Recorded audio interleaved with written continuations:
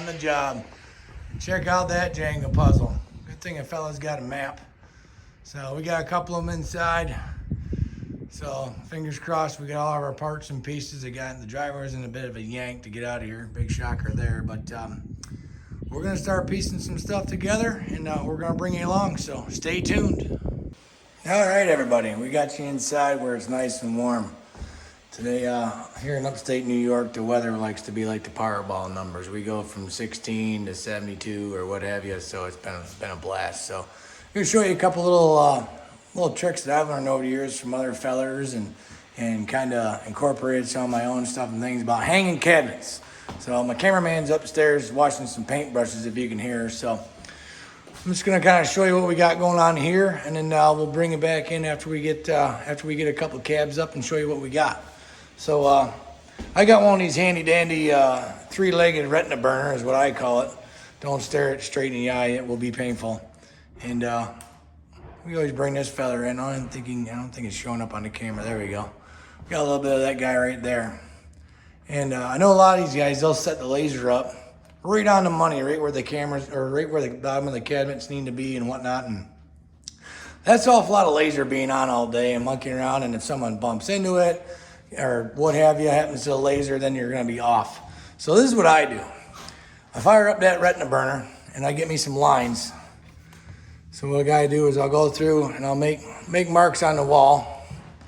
So we got one over here somewhere. This is our snap line right here.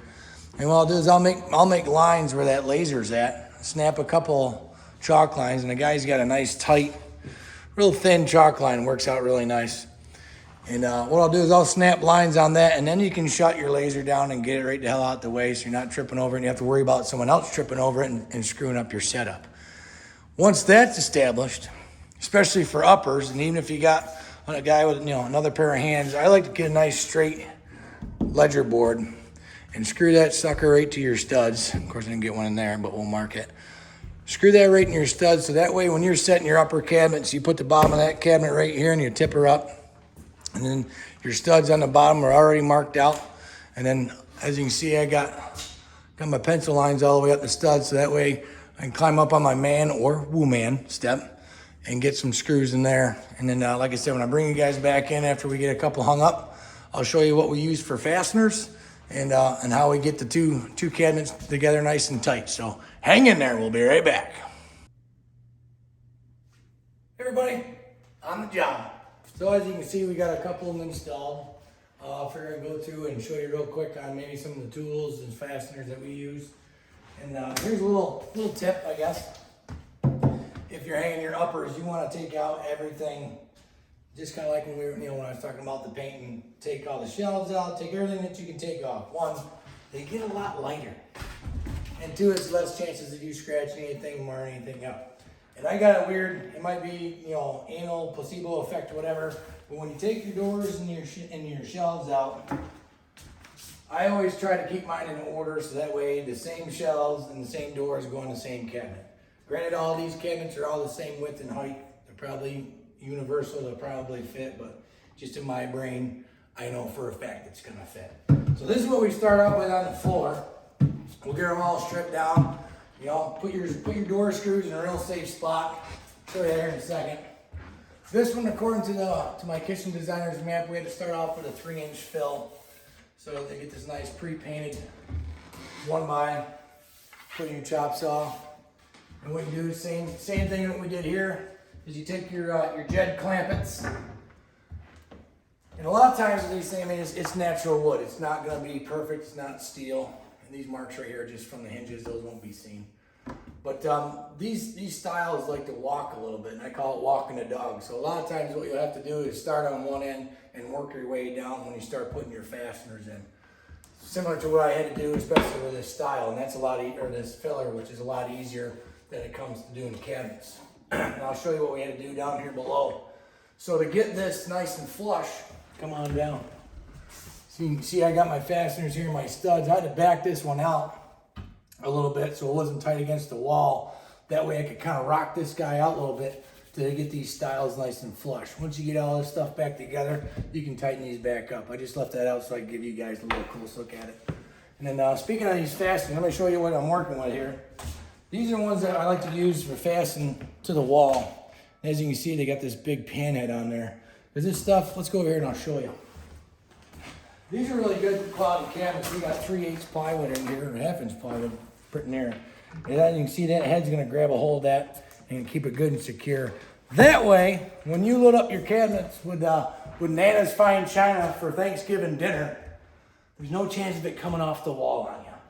And then what I got for putting the cabinets together, and by the way, these are all GRKs. I call them Gerg screws for short. They're at the Home Depot where you can do it and they won't help. So these are the guys I use to actually fasten the cabinets together. So once you get, there goes that guy. Once you get your clamps on here and your stiles are good and flush, you want to go ahead and pre-drill. That way you got no chance of splitting. Even though these guys can go in without pre-drilling, but it's just one of those things where I'd rather be safe than sorry. And the other great part about these guys is way back in the day, when I first started doing kitchen cabinets and they didn't have all these fancy fasteners, all we had was regular drywall screws. We ended up having to put soap, or I'd have an old candle with me and literally wax the screw up. That way I could get it into that hardwood. These guys, after you pre-drill, they go in really nice. If you got an oopsie or whatever, you got to pull something apart, you can get back in there with your gun and back it off. So that's why I got a gun set up for my pan edge screws. And I got another gun set up for my regular cabinet screws. So that's kind of, little tips, tricks, install stuff and things. We're gonna wrap these uppers up today, and then tomorrow we'll get you in here and we'll do a little bit of stuff on the lowers. So we'll see you tomorrow. Hey y'all, how you doing? We're on the job. I'm gonna show you guys some stuff and things because we don't like set things up and make it real good for the camera. Here we live in the real world where there's real world problems. So we'll start with a little bit. It's not such as a problem, but just like a little something we got to figure out. And then we're just gonna loop around and show you what is a slight problem and how we're gonna potentially fix it depending on what the homeowner wants to do. So come on along and I'll show you what's shaking. So here, obviously you can see we got all these upper cabinets. We're in the process of putting these guys together. I went over in the prior video on how we fasten our fills and stuff like that. So this guy's getting ready to get that full height fill put on, and then that's going to tuck over in that corner. Then we have a refrigerator, and then these two guys are going to get it put together.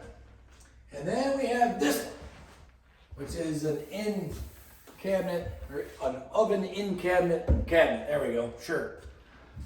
And I just learned today that these just come in a standard size as far as openings goes.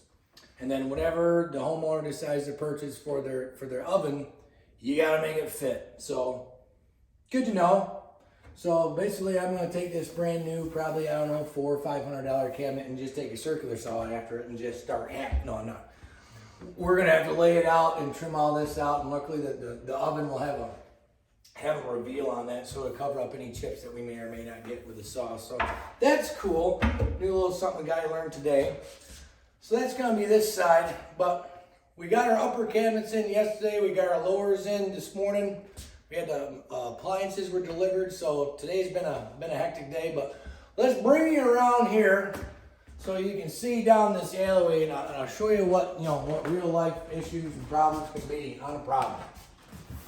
So as you can see up here, the electrician's got his can lights in, and he had a kitchen schematic as well, and was speaking with the homeowner, and she had said, yep, the cabinets are going to go straight to the ceiling.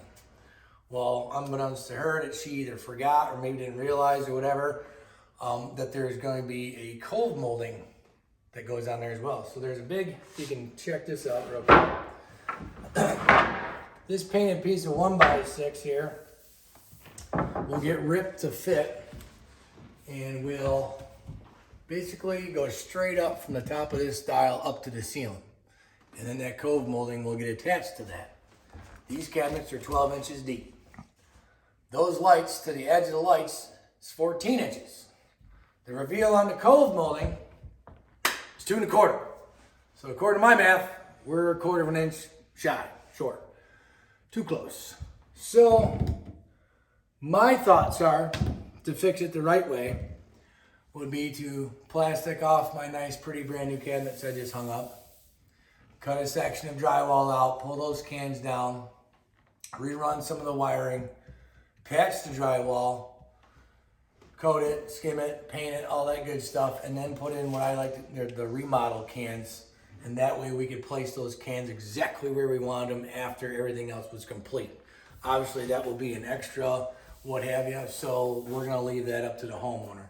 The only other option we have is to run this piece straight up and hope that we can get it nice and tight to the ceiling. God knows if that's got some whoops and stuff in it, which is not designed to do that. It's designed to go up and leave a little bit of gap so that way you can cover that with your cold molding.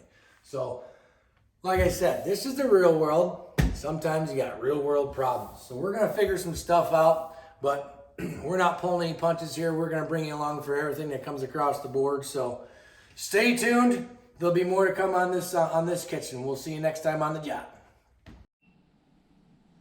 Hey now everybody, we're on the job. Hoping that I can get some of the other clips in that I took on my phone. Today's day one with the GoPro. So hey, GoPro, neat. But we got some stuff and things done in here. And like I said, if we can't get the other clips in, which would really irritate me big time because I had some pointers and it kind of showed us piecing this thing together. But if not, we're going to show you the deal. So here you go. There for a minute. Check out all of this.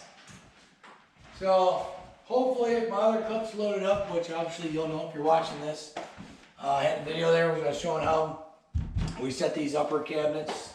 I think I explained a little bit how we were putting in these lowers. These went actually pretty nice. It's super key to have nice level walls or plumb walls rather, and level floors is a big must. So we got those up, I believe on today is Wednesday all day. So these guys, I think this was all wrapped up yesterday. We literally just set this island. Take them for a ride down the side so they can see how just take it all in. Take in the size of this island. This thing is 13 feet long.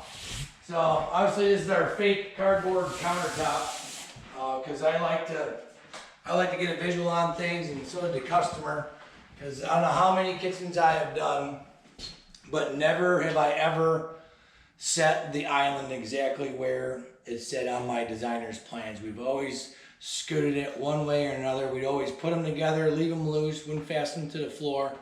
That way the customer can come in, walk around it, get a feel on what their kitchen is going to be like. Because it's one thing to look at something on a piece of paper, and it's another to actually be in the room with the cabinets set.